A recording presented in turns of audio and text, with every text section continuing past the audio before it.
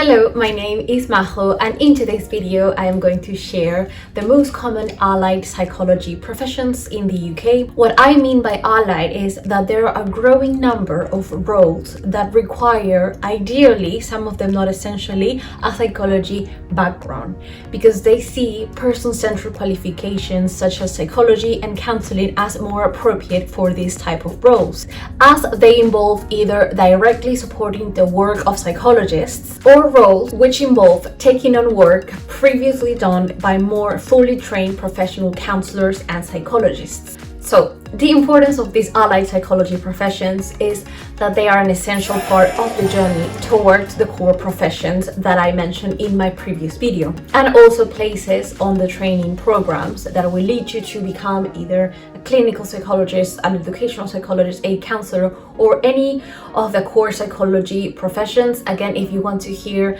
what are the most common psychology core professions, you can check my latest video on that. But this video is centered on only allied psychology professions, that they exist on their own. If you just want to create a career on these allied psychology professions and not necessarily become a qualified professional psychologist, then you can. They exist in their own right as essential and highly rewarding jobs for psychology graduates. I don't know if anyone really noticed, but last week I wasn't able to post any videos because I actually was celebrating my graduation. So here is a small clip of that.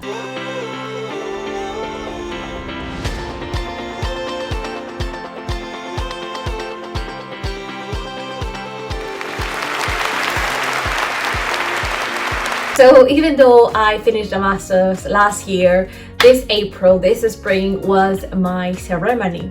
I was super excited, and I think it's a big milestone in the Psych journey abroad, so I thought of putting it in today's video. But without further ado, let's get now onto the topic of today's video, which is the allied psychology professions. So the first allied psychology profession I'm going to mention is the most common, the most typical for those aspiring clinical psychologists, which is the AP or assistant psychology role. So the main thing to know about an AP is that if you work as an AP, you basically support people with mental health problems, and typically you provide clinical support under the supervision of a professional psychologist within a service, likely in a hospital or a care home setting. So working in full-time paid employment as an assistant psychologist is usually seen as a golden standard for entry onto the doctorate in clinical psychology. That is why the competition for getting these AP roles is really high, because usually psychology students, not usually, but a lot of them aspire to be clinical psychologists one day. So successful candidates, or the tips onto getting more chances of attaining an AP role, is actually having previous experience, and actually extensive previous experience, including voluntary unpaid roles similar to what an AP would do. And also you need to be a psychology graduate with a BPS accreditation, that is either a bachelor's or either a conversion master's. So the next allied psychology profession I'm going to mention is Clinical Associate in Psychology, or CAP. This is actually a very new role in the mental health psychology professions, but basically CAPs deliver psychological interventions, again under the supervision of a professional clinical psychologist. This can be done to people and families with moderate to severe distress. CAPs will have obviously a degree in psychology, but also a lot of experience doing something similar in the past. And they also have to complete a level 7 in-work apprenticeship in the first 18 months of the role, which can be based in a hospital or community-based settings. I think CAPs, just like APs, are very highly competitive, but mostly what is going to make a difference, or how can you have more chances of getting this role, is again this highly relevant previous experience, that is working within people that have mental health problems, working one-on-one with them in groups under the supervision of someone. So basically just getting unpaid, even experience beforehand, before applying to this type of roles, would be highly beneficial if this is the route, or this is the allied psychology professions that you're aiming at. But there are others, like the next one that I'm going to mention, which is employment specialist. This role is the role that I am in. This is considered an allied psychology profession according to the research that I've done, because they work closely usually with people with complex barriers, mental health problems, helping them attain sustainable employment. The people that I work with as an employment specialist are already receiving some kind of psychology support, and they come to the service that I'm in, which is a non-for-profit, for help either returning to work or getting a job. Or if they are missing some qualifications of the type of jobs that they want, then we also help them get those trainings. So this role, although it's not a core psychology profession, it's an allied, like I mentioned, is dealing with people with mental health problems, is helping them get a more fulfilling life through finding education or paid employment, depending on what they want. So you could say it's a relevant experience in order to then transition to the core psychology professions. So you don't need to study psychology in order to get this employment specialist type of role. But as I said at the beginning, employers are definitely going to appreciate that you have a person-centered degree that is counseling, psychology background, and they are actually seeking more of the psychology and counseling graduates for this type of role, employment specialist. So they can also work in combination with the NHS. That is, the NHS is helping those people with their mental health, psychology interventions, and this type of role, employment specialist, is dealing with the part of finding sustainable employment that will lead them to live a more fulfilling life, which is also part of their mental well-being, as it definitely contributes, this getting a job or this getting into a training, to their mental health. Some of these people are being out of work for years, some of them 10, 20 years. Some of them have lost their job or have to step back from their jobs due to a mental or physical disability, and now they are ready to get back on track, and that's when these employment specialists come to help. So I'm really enjoying my job as an employment specialist. I'm already 7 months in the job, and I have learned a lot about people around their mental health situation, how to find or how to help them find employment. So if you're looking into getting relevant experience, I would really encourage you to consider this type of role. So with that said, let's get into the next role, which is high intensity therapist. So this is sort of similar to the PWP or psychological wellbeing practitioner role, which I have actually made an interview to a qualified PWP in other video. If you're interested in digging into this role deeper, then go into that video. But this role, high intensity therapist, is also an allied psychology profession and also actually works with the IOUT, which is the increasing access to psychological therapists, just as a PWP does. So high intensity therapists have a greater variety of evidence-based tools that they are trained in to use to address anxiety and depression amongst people, and they can also work with couples, the high intensity therapists. Okay, so how do I become a high intensity therapist? So entry onto these training programs will also depend on previous experience, but you definitely have to have experience working in counseling and psychotherapy. And PWPs, the role that I just mentioned, or psychological well-being practitioner, that have 2 years of experience in the role, can also be eligible to apply to these programs to become a high intensity therapist, which is actually a great career progression for a PWP. In the video about me interviewing a qualified PWP, you will realize that his goal is actually to be a high intensity therapist, which is the next step for a PWP. So yeah, definitely something to consider. You can study psychology, then be a PWP, then be a high intensity therapist, and then just build your career on that and not necessarily go onto any doctorate or so. So the next allied psychology profession I'm going to mention is learning and behavior specialist. So learning and behavior specialists usually work within educational settings, working with children, young people, individuals that have behavioral issues, neurodiversity, and or learning difficulties. The work they usually do is one-on-one support within a multidisciplinary team. It can also be in groups, it can also be in a classroom, for example. You can work in school, primary, secondary, nursery as a learning behavioral specialist. That means that you're gonna be with the children that need a bit of more attention. It might be just one child in particular, it might be a group of children as well. To be able to attain a learning and behavior specialist role, you also not necessarily need to have studied psychology beforehand. You can actually be studying psychology in your course, in your degree, and then be a part-time, perhaps, learning support assistant, which is another name as they call it, learning support behavioral assistant, student support assistant. There's so many different names that they can call this type of role, but if they entail somehow a one-on-one support with those children, those young people that require a bit of more attention, then that is also in this group of allied psychology profession. If you want, for example, a career as an EP or educational psychologist, I think this type of role would be very good for you to gain that relevant work experience before applying to the training. So in this job, as part of the role, they usually, and actually they have to, provide you training on the job. So you can go and work for a school, and then perhaps they train you onto how to better cope with children with neurodiversity. So for example, one of the trainings that the nursery that I was working for put me in as I was working as a teaching assistant was Safeguarding Children Level 1.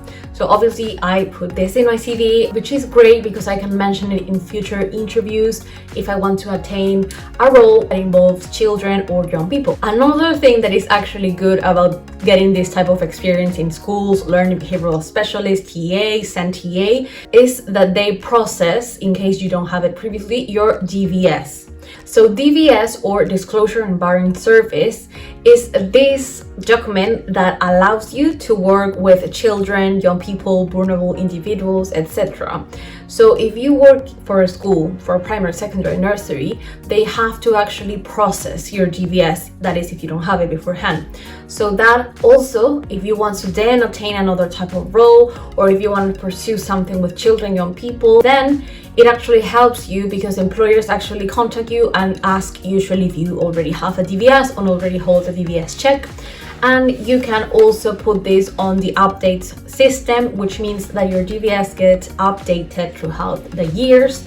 And again, that is perfect if your sector of interest is working with children and young people who have complex barriers. As an EP, as a clinical psychologist, as a counselor, anything around them, I think that is pretty useful to have previously. So another allied psychology profession I'm going to mention is mental health social worker. So this type of roles, what they do is they empower people with mental illness to live fulfilling and independent lives. And they work alongside mental health care providers such as counselors, psychologists, and psychiatrists. So for example, in my current role as an employment specialist, I actually work sometimes with mental health social workers of the clients that I deal with, because some of them have a social worker, actually most of them have one, that helps them lead a more independent life. Sometimes they go with them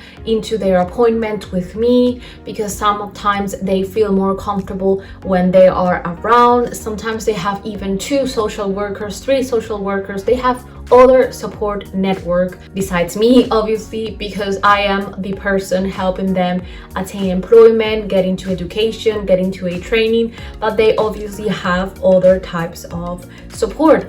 Mental health social worker, for example, obviously they're GPs, some of them have their counselors, some of them have their clinical psychologists, etc. So you can say they have like a holistic support, or at least they should, that helps them. The goal is the same for all of us, is to help them live a more fulfilling life. So the next role that I'm going to mention is the PWP, because obviously this is a very common allied psychology profession. I already mentioned it not only in another video, but also when I talked about the high intensity therapist role. But it's worth giving this PWP role its own space in these allied psychology professions. So as mentioned, they work within the IAT services, increasing access to psychological therapies. And what they do is they support people that are experiencing anxiety and depression. So how do they do this? They do this through CBT intervention, cognitive behavioral therapy interventions. They also allow the person to just express their thoughts and feelings throughout this one-to-one session that the PWP leads. So to be a PWP, you can undertake a postgraduate certificate of a year, which you will be considered a trainee PWP, and then you will be a qualified PWP after the year. This year consists of studying and also working at the same time, which is basically what also an apprenticeship offers. And actually, healthcare providers are increasingly offering apprenticeships to become PWPs more and more. So the PG cert or the postgraduate certificate is not the only route in order to be a PWP. You can also undertake an apprenticeship by a healthcare provider. So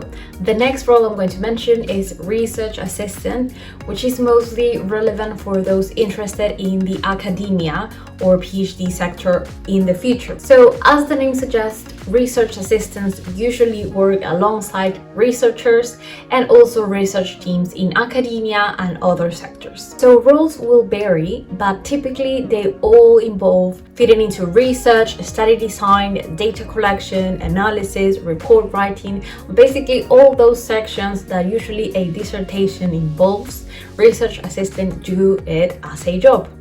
If you love academia, if you love research, then I would suggest this type of role that can lead you on to your next step into doing a PhD or just being a research assistant as well and just feeding into all this research and perhaps even traveling, doing conferences, all based on the research that you do or the professional researchers help you discover. The next type of role I'm going to mention is speech and language therapist.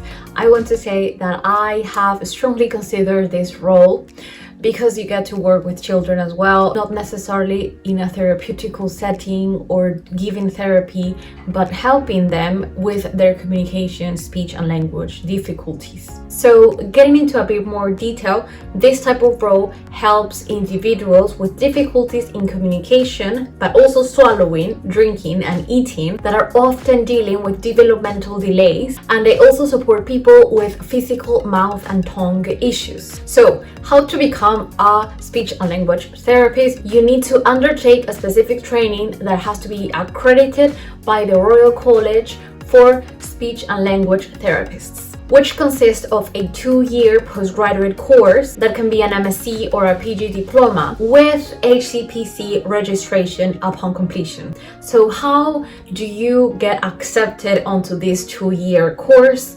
Well, you need a degree in a field that is either science, psychology, or language related. A 2-1 in any of these areas to be accepted onto the 2-year course and then get your HCPC registration in order to be a qualified speech and language therapist. So that is actually the last allied psychology profession that I am going to mention today. It doesn't mean that these are the only ones. There are increasing numbers of more allied psychology professions, but the bottom line is, I would say, look at first the core psychology profession that you're most interested in. What are the relevant types of work experience that you need in order to get onto the trainings that you are aiming at? If you don't want to be into any trainings and just follow this rewarding allied psychology profession, then that's also valid. I would say focus on your transferable skills, your previous background. What do you think you can be good at doing that can benefit other people? Is it research assistant because you're very good with research, you're very good with digging the data collection, etc. You're very good with supporting one-on-one people with behavioral issues, people with neurodiversity, then go on to the learning behavioral specialist roles. You're very good with understanding the needs and helping people get employment, especially people with complex barriers as well. Then go on to the employment specialist type of roles.